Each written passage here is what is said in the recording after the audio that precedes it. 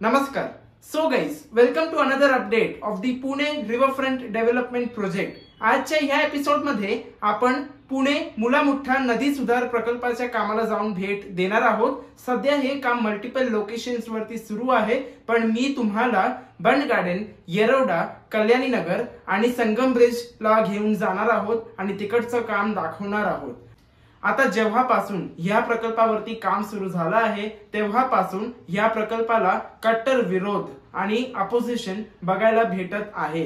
कारण असे खूप लोक आहेत ज्यांना वाटतं हे प्रकल्प एक मोठा स्कॅम आहे. This project is a big scam. आणि त्यांना वाटतं या प्रकल्पामुळे मुलामुठा नदीमध्ये पूर येऊ शकतं, फ्लडिंग होऊ शकते. मग त्यांना वाटतं की या प्रकल्पामध्ये फक्त रिव्हर बँकला डेव्हलप करत आहे आणि नदीला स्वच्छ करणार नाही. आणि अजून त्यांना वाटतं की या प्रकल्पामध्ये जे रिव्हर बँक आहे त्याला कॉन्क्रिटाइज करत आहे पुणे महानगरपालिका, असे त्यांचे एलिगेशन्स आहे. पण तुम्हाला मी एक गोष्ट सांगू इच्छितो, यात किती खोटपणा आहे, किती सत्यता आहे मला माहित नाही.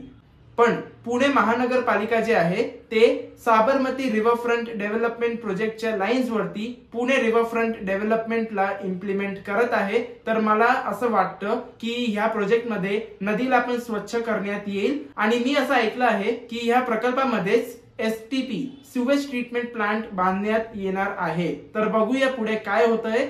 आता हे जे कट्टर विरोधी आहे ते माझ्या व्हिडिओज मध्ये पण खूप नेगेटिव्ह कमेंट्स टाकत होते आणि त्यांना वाटलं असेल की कदाचित आता हे व्हिडिओज बनवणे मी बंद करेल, नदी सुधार प्रकल्पावरती एक पण व्हिडिओ मी बनवणार नाही फ्युचर मध्ये. पण I want to prove all of them wrong.